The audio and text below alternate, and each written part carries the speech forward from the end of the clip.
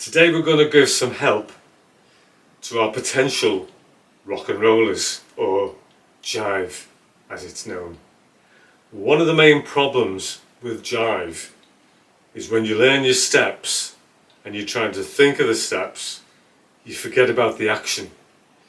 So the best way to do it is to go to some of the original exercises and learn how to move your body. So this comes from originally the first one we did, step one. So if you bend your knees a little first and take the weights just slightly forward over the balls of the feet. The first thing you need to learn for Jive is that little bit of movement. Now this isn't the full hip movement that we do in step one. This is just like an easy transfer of weight from one leg to the other. Now if you get this going in the first place, you'll find that it starts to lend itself to a little bit of the Jive bounce. The Jive bounce is always difficult when you're first learning. So just learn the movement across first from one foot to the other. So if you do that with me nice and slow, just that one little piece. So that's bent knees, weight coming slightly forward. So if you're taking it from here, you're standing straight. Bend those knees down, just slightly forward so your heels are almost off the floor. So as you're going from side to side, you get that nice, easy movement. Now if you try and do that with straight legs, and then you try and do your Jive, it just won't work. You'll end up one of them again. So easy from side to side, nice and simple. Now once you've actually mastered that, again spend some time on each individual piece. Don't try and throw it all in at once, because you'll end up totally confused. So all we're doing here is transferring. And once you've got an idea of the transference, get into the position and just literally a little bit of bounce up and down. That's the heels just touching the floor. And that gives you a little bit of an idea of how the Jive bounces a bit. So that when you take your first step to the side there, you'll find that there's just a little bit of give into that heel. And then again, as you transfer back, there's a little bit of give into the heel. So that's from side to side.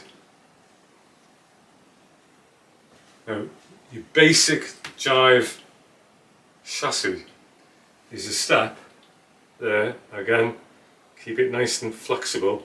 It's a half close, right foot to left, so you're not doing a full close and you're not doing a shuffle. It's a half close. Now as you do that, you'll find if you've got the knees in the right position, it'll just do a little bit of hip movement. Now if you can get that hip movement going, you'll find that that will give you your Jive bounce. But again, try and ease into it, and then back again, ease into it. So we get, and there's your Jive bounce. A lot of them are all up at the moment. When you watch the competitors doing, they're all over the place. It's a bit too bouncy for my like, but if you want to get into the rock and roll feel, the rock and roll's a little bit more down and a little bit heavier. The current competitive that you see on Strictly is very, very much bouncing all over the place and boinging. But that's for the pros, and that's the modern way of doing it. But the good old rock and roll is literally down there on the floor. And when you do your back replace step, again be very careful not to do a straight leg. Because if you do a straight leg when you go back, you'll have nothing to bring you forward again, because the leg's gone. So when you take that backward step, the heel goes just about down, but the leg stays slightly bent. So what you'll find is you've got a slightly bent leg there, there's movement back, it'll bring you back, so you get your back replaced.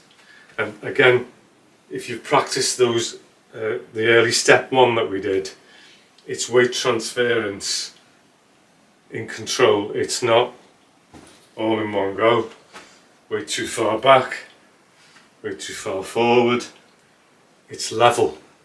So you take the step back, the heel just about goes down, but the knee stays slightly bent. Now that bend of the knee will push you back. So when we get the chassis, back, replace. Chassis, back, replace. The best thing to do is to keep repeating that just on its own. Don't try and apply it to your routines yet. Get that lovely movement, back, replace. And if you just practice that on its own, get it really into your mind, and then eventually you can put that into the routine and you'll improve.